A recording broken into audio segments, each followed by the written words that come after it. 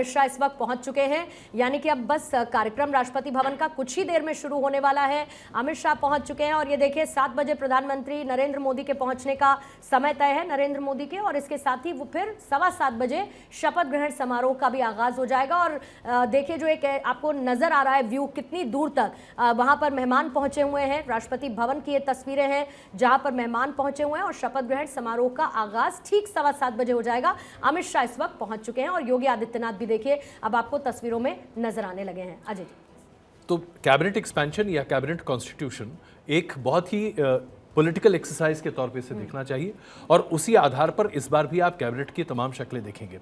अब यहाँ पर जो सबसे बड़ी बात है जिस पर हमें गौर करना होगा, किस नेता को क्या मंत्रिमंडल दिया जाता है, कौन सा पद उनको दिया जाता है। कंटिन्यूटी है, लेकिन क्या पिछले बार की तरह जो तमाम नेता उन ओहदों पर थे वहीं पर कंटिन्यू करेंगे? इसमें बदलाव की उम्मीदें शायद बनती हुई दिखाई दे रही हैं। जैसे कि फाइनेंस मिनिस्ट्री को लेकर ये बात चर्चा में है कि हो सकता है कि निर्मला सीतारमण को कंटिन्यू न किया जाए। एस जयशंकर के बारे में ये बात तय माना जा रहा है कि एक्सटर्नल अफेयर्स मिनिस्ट्री उनके पास ही रहेगी।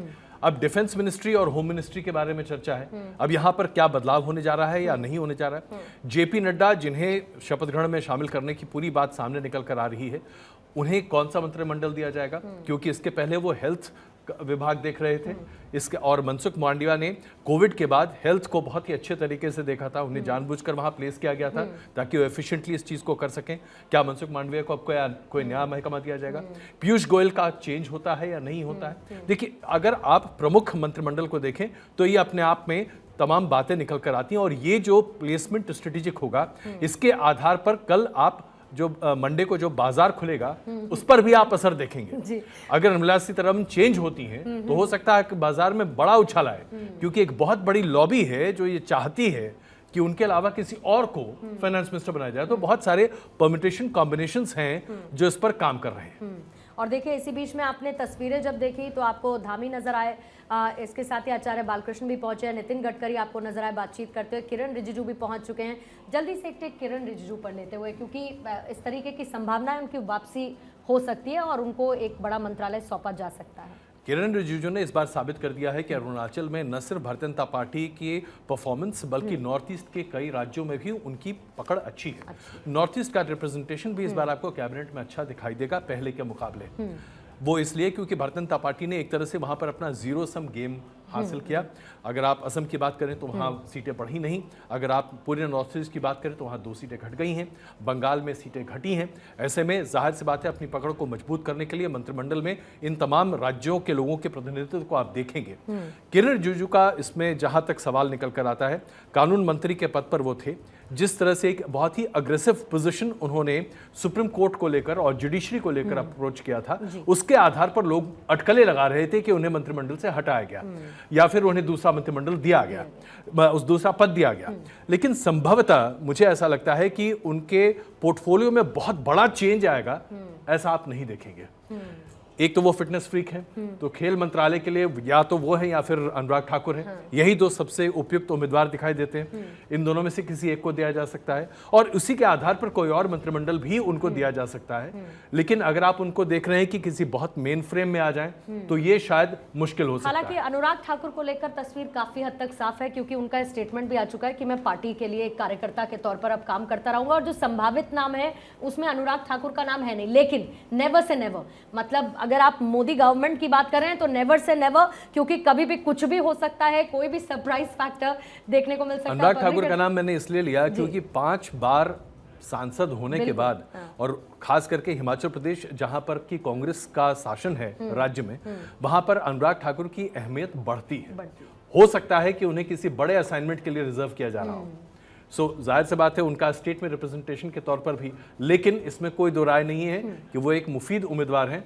हो सकता है कि क्योंकि अभी आप देखिए तकरीबन 80-86 के आसपास नियुक्ति हो सकती है और 45 के आसपास ही आज स्वेरिंग इन है जी तो जाहिर सी बात है इसके बाद एक सेकंड स्वेरिंग इन और होगी। बिल्कुल तो हम अभी सारी चीजें रद्द नहीं कर बिल्कुल सकते। और आज के दिन क्या हो रहा है उसको देखना होगा। विपिन जी बस 2 मिनट दीजिएगा, मैं आपके पास आती हूँ। राकेश शुक्ला जी भी क्योंकि हमें ज्वाइन इन कर चुके हैं। राकेश जी जल्दी से आपका एक टेक लेते हुए, क्योंकि सबसे ज्यादा बात हो रही है कैबिनेट कमेटी ऑन सिक्योरिटीज पर, CCS को लेकर, और ये भी कहा जा रहा था कि फिर चाहे वो TDP हो चाहे JDU हो, वो चाहते हैं कि भाई इनमें से एक मिनिस्ट्री उनको मिले और इसकी कमान, लेकिन फिर भी अभी तक ऐसा कहा जा रहा है कि उसमें कोई बहुत ज्यादा बदलाव देखने की संभावना है नहीं। आप इसको कैसे देखते हैं, कितना इंपॉर्टेंट CCS को, और पिछले 2 साल के टेन्योर में सरकार के ये ऐसे 4 मंत्रालय जिनमें बेहतर तरीके से काम किया गया है, तो क्या कोई बदलाव की संभावना आपको लगता है कि सरकार करेगी, कुछ नया एक्सपेरिमेंट करेगी? देखिए 2 चीज़ें हैं। जो CCA की बात हो रही है तो ये मेरे ख्याल से पहले ही मोदी जी की और गठबंधन के नेताओं के साथ बातचीत हो चुकी है कि ये 4 मंत्रालय नहीं जाएंगे और उनकी तरफ से कोई ऐसा दबाव भी नहीं। और सिर्फ CCA के लिए ही नहीं, किसी भी डिपार्टमेंट को लेके उनकी तरफ से कोई दबाव नहीं है। मंत्रालय में कितनी हिस्सेदारी होगी इसको लेके भी कोई दबाव नहीं है।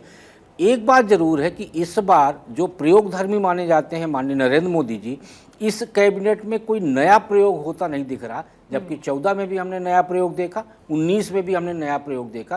और उसका एक कारण ये हो सकता है कि भारतीय जनता पार्टी बहुमत से थोड़ा दूर खड़ी हुई है और शायद इसी वजह से वो पुराने अनुभवी चेहरों को ही लेके 2024 से 29 की सरकार चलाना चाहते हैं। तो इस वजह से हो सकता है कि अनुभवी लोगों को तवज्जो दी गई है और इसके साथ गठबंधन के लोगों को भी पर्याप्त महत्व दिया गया है।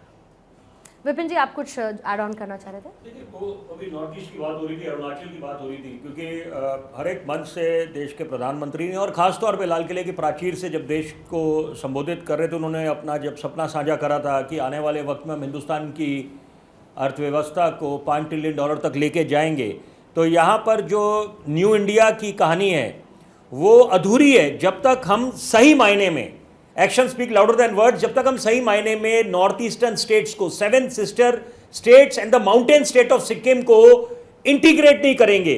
और बड़ी जरूरी बात है कि जो डोनर मिनिस्ट्री है development of north eastern region, उसको एक ये बातें हर एक मन से बोली जा रही थी कि एक श्वेत पत्र लाया जाए कि यहां पर पता चले कि जो फंड्स मिलते हैं वो कितने उसका सदुपयोग हुआ है, ताकि क्योंकि आपको यहां पर एक शुरुआत हुई है, क्योंकि सबसे ज्वलंत मुद्दा नॉर्थ ईस्ट में जो है कनेक्टिविटी को लेकर है, तो यहाँ पर एक नींव रखी गई है। लेकिन यहाँ पर बड़ा जरूरी होगा कि किरण रिजिजू को भी आगे लेके आया जाए, और ये अभी थोड़ी देर में तस्वीर बिल्कुल साफ होने वाली है। राकेश जी? नहीं, फिलहाल तो अगर किरण रिजिजू की बात हो रही है तो इस समय तो वो मिनिस्ट्री ऑफ अर्थ साइंसेज जो डिपार्टमेंट है उसको देख रहे हैं, तो क्लाइमेट चेंज पर अभी बहुत तवज्जो है और IMD के जो प्रेडिक्शंस है बहुत ज़रूरी इस समय दिखाई दे रहे हैं। तो इन सबको भी उन्होंने देखा, नॉर्थ ईस्ट को देखने के अलावा। तो और यंग हैं, और जैसा कि हम जानते हैं स्पोर्ट्स में भी अभी भी उनकी रुचि उतनी ही बरकरार है क्योंकि वो मंत्रालय देखा उन्होंने। तो मुझे लगता है कि कुल मिलाकर नॉर्थ ईस्ट को अच्छा रिप्रेजेंटेशन मिल रहा है और काफ़ी उम्मीद है कि वहाँ चीज़ें आगे और बेहतर होंगी। अच्छा, सेलिब्रिटीज भी पहुंच रहे हैं। शाहरुख खान इस वक्त आपको नजर आ रहा है, अक्षय कुमार हैं वो भी पहुंच चुके हैं, और बहुत सारे सेलिब्रिटीज, और देखिए मुकेश अंबानी इस वक्त पहुंच चुके हैं राष्ट्रपति भवन इस शपथ ग्रहण समारोह में शामिल होने के लिए। यानी कि न सिर्फ बिजनेस टाइकून्स, पॉलिटिकल वर्ड से ताल्लुक रखने वाले जो बॉलीवुड इंडस्ट्री के लोग हैं वो भी पहुँच रहे हैं, जो समाज सेवी हैं, जो धार्मिक संस्थाओं को लीड करते हैं, वो भी इस वक्त पहुँचते हुए नजर आ रहे हैं। अब से थोड़ी देर पहले देखिए आपको शाहरुख खान नजर आ रहा है, मुकेश अंबानी भी, कई ऐसे संत हैं वो भी पहुंच चुके हैं। और एक अभी थोड़ी देर पहले एक व्यू आया था और दूर तक आपको बड़ी संख्या में मेहमानों की मौजूदगी, और ये देखिए अनंत अंबानी इस वक्त आपको नजर आ रहे हैं। लगभग 11,000 मेहमान बताए जा रहे हैं, उससे प्लस आप मानकर चलिए जो इस ओथ सेरेमनी में शामिल होने के लिए पहुंचे हैं। न सिर्फ ये हर्ष, बल्कि बिजनेस टाइकून्स और उनका इन्वॉल्वमेंट, उनका योगदान सरकार के उस विजन में जहां पर वो मैन्युफैक्चरिंग की बात करते हैं, जहां पर वो एम्प्लॉयमेंट की बात करते हैं, जहां पर वो 2047 as a developed nation stand out करने की बात करते हैं, इनका योगदान भी उसमें बहुत देखने लायक और इम्पॉर्टेंट हो जाता है। नजरअंदाजी का कोई स्कोप नहीं है, भले ही इनके नाम को लेकर पॉलिटिक्स होती हो, वो उसको इधर रख देते हैं। देखिए 5 ट्रिलियन इकोनॉमी का जो हमारा सपना है देश का, और मोदी जी ने जो एक रोड मैप रखा है, that cannot be achieved without these business houses. जितने भी बड़े बिजनेस हाउस हो गए हमारे देश के, और जितने इतने लाखों जो स्टार्टअप्स आ रही हैं, इतने एंटरप्रेन्योर्स अपना स्टार्टअप कर रहे हैं, इनके बिना वो विजन अधूरा है। क्योंकि जो गवर्नमेंट की इकोनॉमी है, जो गवर्नमेंट इंफ्रास्ट्रक्चर है, उस पर लिमिटेड नंबर ऑफ जॉब्स ही पैदा की जा सकती हैं। अगर हमें जॉबलेसनेस, अनएम्प्लॉयमेंट और मैन्युफैक्चरिंग सेक्टर ठीक करना है, अनएम्प्लॉयमेंट को ख़त्म करना है, तो प्राइवेट सेक्टर का उसमें एक बड़ा रोल रहता है, जिसमें जितने बड़े बिजनेस हाउसेस हो गए, स्टार्टअप्स हो गई, एंटरप्रेन्योर्स हो गए, इनका काफ़ी अहम रोल हो जाता है। और हमने देखा है कि पिछले 10 साल में नरेंद्र मोदी जी की गवर्नमेंट ने काफ़ी इसको प्रोत्साहन देने के लिए कार्य किया है। इससे पहले कभी भी नहीं देखा गया था कि किसी भी सरकार में स्टार्टअप्स को इतना ज़्यादा प्रमोट किया जा रहा हो। मोदी जी के पिछले 10 साल में इतने सारे कार्यक्रम हुए, इतने सारे क्या कहते हैं एग्जीबिशंस हुए जिसमें मोदी जी ने खुद हिस्सा लिया, काफ़ी सारी स्टार्टअप्स कॉन्क्लेव हुई जिसमें मोदी जी गए और बहुत ज़्यादा स्टार्टअप्स को प्रोत्साहन दी गई। तो देखिए, जो अनएम्प्लॉयमेंट का इतना बड़ा मुद्दा चल रहा है देश में, वो इसी प्रकार से हल किया जा सकता है। तो बहुत ज़रूरी है कि इसको प्रोत्साहन आगे भी दी जाए।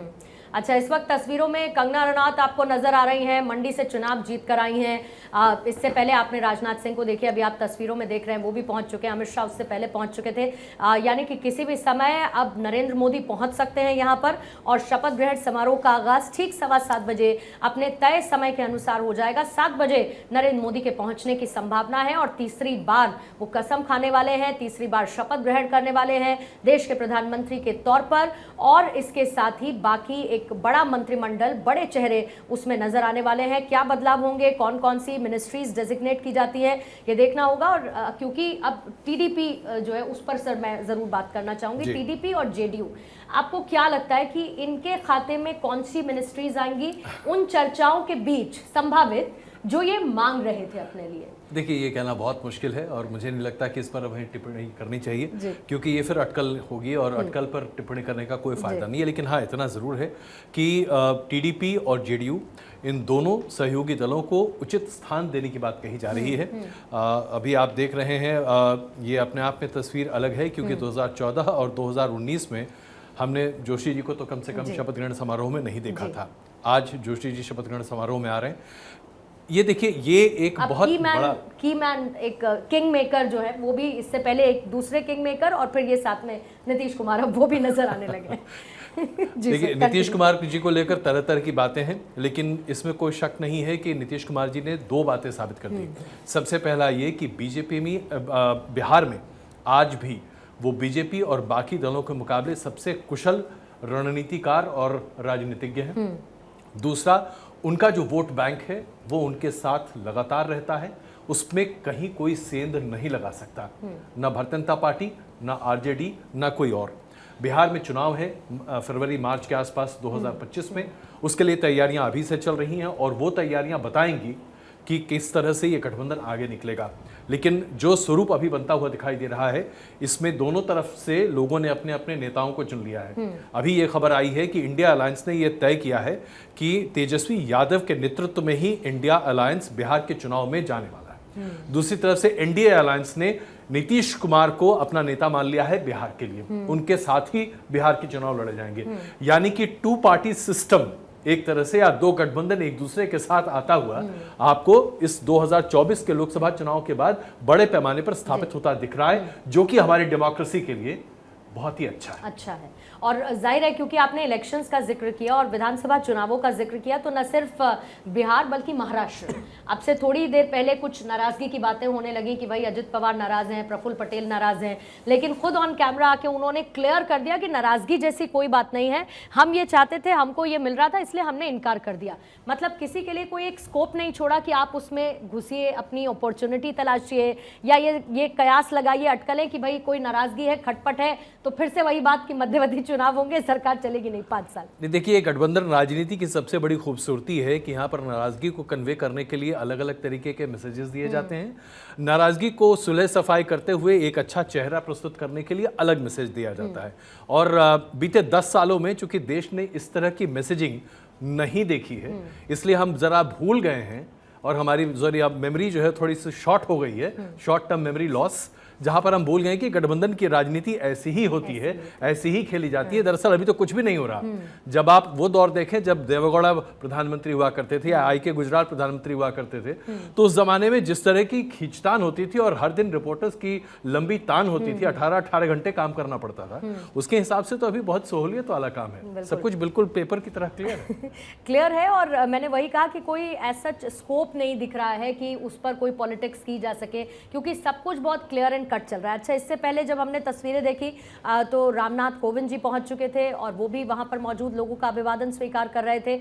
अब मुझे लगता है कि एकदम लास्ट मोमेंट पर हम लोग आ चुके हैं। लगभग सभी मेहमान यहां पर पहुंच चुके हैं। तस्वीरें इस वक्त आप देख रहे हैं, तमाम डिग्नेटरीज इसका हिस्सा हो चुके हैं और अब से थोड़ी ही देर बाद नरेंद्र मोदी यहां पर पहुंच जाएंगे, कार्यवाहक प्रधानमंत्री, और इसके साथ ही 7:15 बजे शपथ ग्रहण करेंगे। राज तिलक 3.0 की तस्वीरें आपके सामने आने लगेंगी। लेकिन इसी बीच में शुक्ला साहब, आप कुछ जोड़ना चाहेंगे? कुछ ऐसी बातें जिस पर आपकी नजर है स्पेसिफिकली? मैं शुक्ला साहब से एक सवाल पूछना चाहता हूं। तीसरा शपथ ग्रहण है, तीसरी कसम है। तीसरी कसम फिल्म तो आपको याद ही है। मोदी जी की तीसरी कसम क्या होने जा रही है?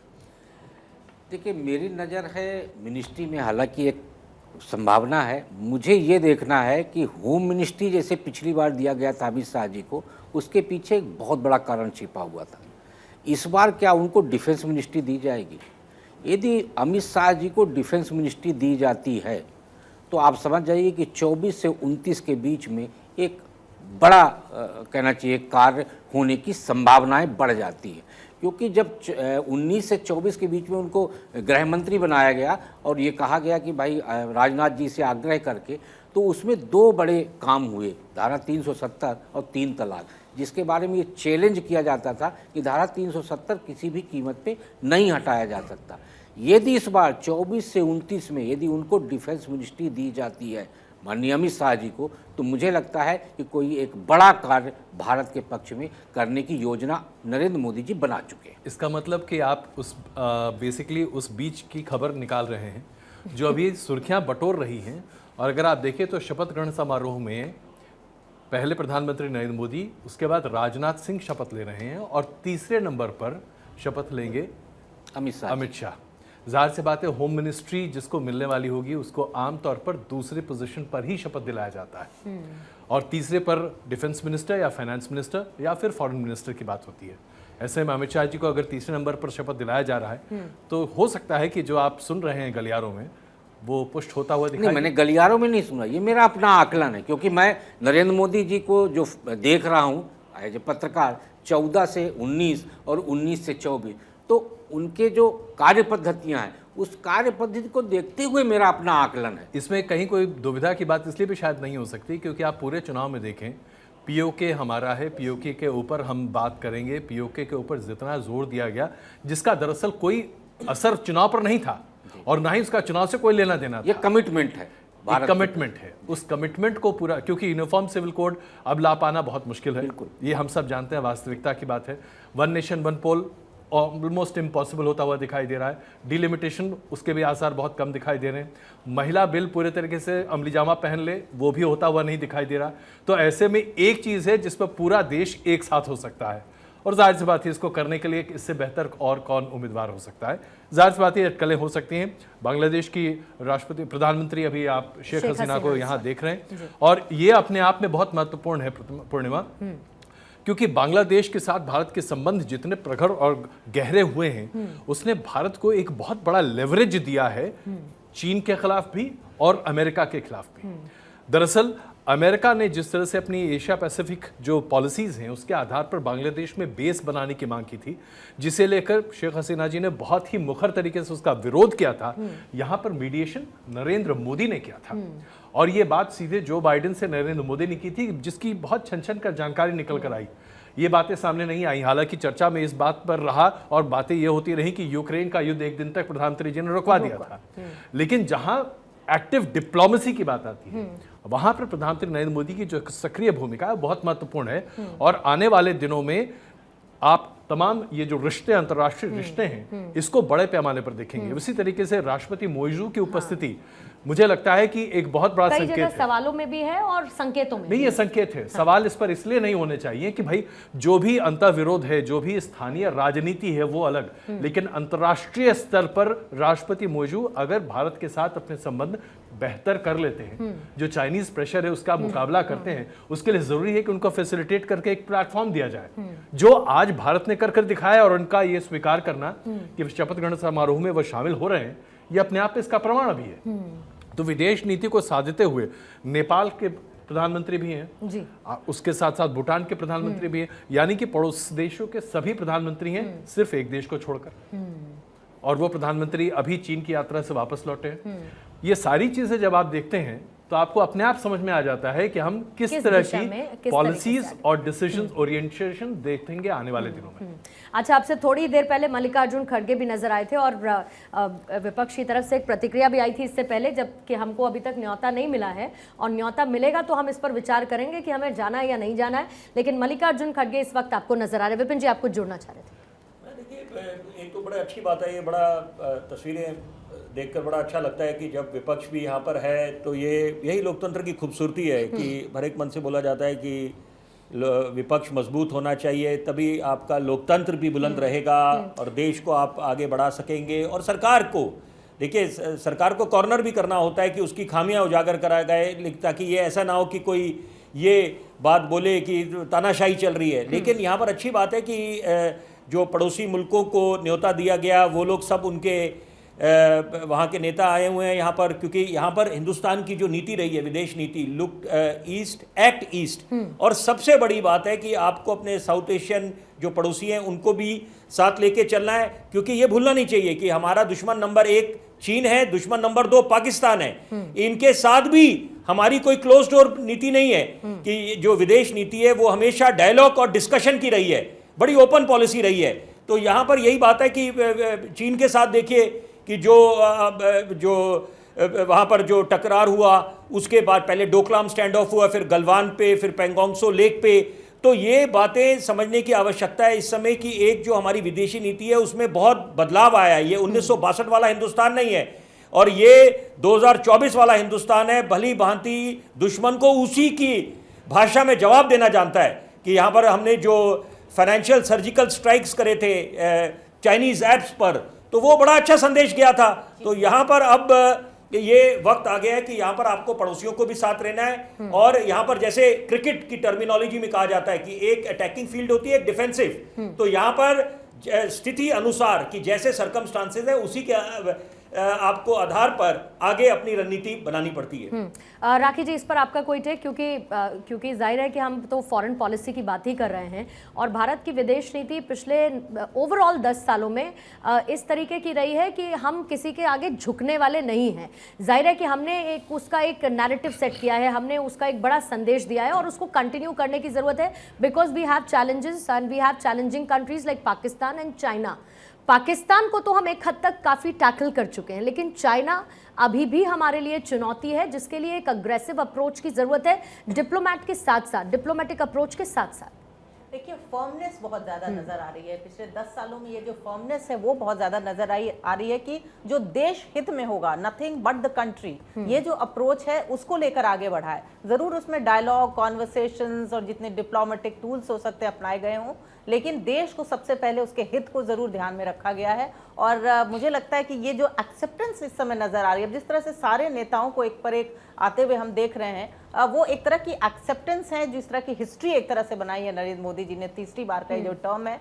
और वो एक्सेप्टेंस एक तरफ एक्सटर्नल हमें नजर आ रहा है, जिस तरह से नेता आ रहे हैं, इंटरनली हमें आप फोरग्राउंड है, ये आप देख सकती हैं, ये जो प्रेसिडेंट हाउस है पूरा भरा हुआ इस समय जिस तरह से लोगों से दिखाई दे रहा है। तमाम तरह के सेक्शंस में बार बार कह रही हूँ वो आपको प्रतिनिधित्व करते हुए दिखाई दे रहे हैं। बहुत बड़ा एक्सेप्टेंस है और इसी एक्सेप्टेंस की जरूरत बहुत ज्यादा है भी, जिसको लेकर प्रधानमंत्री आगे बढ़ेंगे। जो पूरे मॉडल की बात हो रही है विकास की 2047 की, मुझे लगता है कि आने वाले समय में बहुत स्पीड से इन सब पर काम भी होगा। अच्छा, तस्वीरों में क्योंकि चिराग पासवान, अजय जी नजर आ रहे हैं और बहुत खुश हैं कह रहे हैं कि आज मैं बहुत खुश हूं क्योंकि मुझे बहुत बड़ी जिम्मेदारी मिलने वाली है, और हनुमान के तौर पर तो साथ साथ ये हमेशा रहे, तो आज इनके लिए भी बहुत बड़ा दिन है, और ख़ास तौर से इनके स्ट्राइक रेट को देखते हुए बिहार।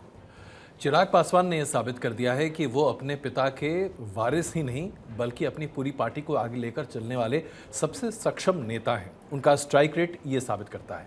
ये भी साबित करता है कि दलित समुदाय पर उनकी पार्टी का और खुद उनका पकड़ कितना ज़बरदस्त है। देखिए, उनके पिताजी के निधन के बाद से उन्हें ना तो मंत्रिमंडल में जगह मिली, ना उन्हें किसी भी तरीके से भारतीय जनता पार्टी ने कहीं अकोमोडेट किया। दरअसल भारतीय जनता पार्टी ने उन्हें एक तरह से बहुत दूर रखा और उन्होंने हमेशा अपनी आस्था भारतीय जनता पार्टी और खास करके प्रधानमंत्री नरेंद्र मोदी के साथ प्रकट की। कहीं इस पर कहीं कोई भी पीछे नहीं हटे। अब जो एक नया दौर है, उस दौर में वो बिहार में भी अपनी भूमिका तलाश रहे हैं, और इसमें आप शायद सरप्राइज एलिमेंट इसे ना माने, लेकिन हो सकता है कि बिहार में अगर नीतीश कुमार की अगुवाई में एनडीए बढ़त बनाता है विधानसभा के चुनाव में, तो वहां पर आप चिराग पासवान को एक अलग रोल में देख सकते हैं, क्योंकि चिराग पासवान का गोल बिहार के मुख्यमंत्री पद को आसीन करना बड़े पैमाने पर है। उनका लक्ष्य सेंट्रल पॉलिटिक्स नहीं है। वो कहते जरूर हैं सेंट्रल पॉलिटिक्स, इसलिए देखिए अभी उनको इस बात का कोई फर्क नहीं पड़ता कि उन्हें क्या पोर्टफोलियो मिल रहा है, वो कौन सा मंत्रिमंडल उनको मिलेगा। उनके लिए सबसे ज्यादा इंपॉर्टेंट है कि अपने मास बेस को कितना एनहांस करने जा रहे हैं, और ये प्रधानमंत्री नरेंद्र मोदी के लिए भी बहुत अच्छा है, क्योंकि भारतीय जनता पार्टी से छिटके हुए शेड्यूल कास्ट वोट बैंक को अगर कोई नेता सजो कर एनडीए के लिए परोस सकता है, तो आज की डेट में इसमें कोई शक नहीं है कि वो चिराग पासवान। छोटी सी बात अगर मैं ऐड कर दूं यहाँ पर चिराग पासवान पर और बिहार से क्योंकि एक कनेक्ट, तो एक मोस्ट ट्रस्टेड एलाय इस समय, अगर आप जिस तरह से बॉडी लैंग्वेज देख रही हैं, इमोशनल कनेक्ट देख रही हैं। मुझे याद है कि जब उनके पिताजी रामविलास पासवान, जो बहुत बड़े लीडर अपने आप में रहे, उनकी जब मौत हुई उस समय प्रधानमंत्री ने बहुत ही सपोर्ट अपना दिखाया था, और जिस तरह से अभी पांव छू रहे हैं, गले लग रहे हैं, और हैट्रिक जो 5 सीट लेकर आए हैं जिसमें से यंग शांभवी भी शामिल है, तो आगे चिराग पासवान को एक समय में लोग राइट ऑफ कर रहे थे कि भाई इनका भविष्य क्या होगा। वहां से जिस तरह से बहुत परिपक्वता के साथ चिराग पासवान आगे बढ़े हैं, मुझे लगता है कि बहुत बड़ा फ्यूचर उनको उनका इंतजार कर रहा है। लेकिन अगर हर्ष, मैं बहुत ज़्यादा इसमें समझने की कोशिश नहीं कर रही हूँ, तो अगर चिराग पासवान और चिराग पासवान के फ्यूचर की हम बात करेंगे बिहार की राजनीति में, तो फिर तो किसी के रिटायरमेंट का इंतजार करना होगा ना वहाँ से। नहीं, देखिए, राजनीति में हर किसी के लिए स्पेस होता है, और मैं अजय जी की बात से बहुत ज़्यादा सहमत हूँ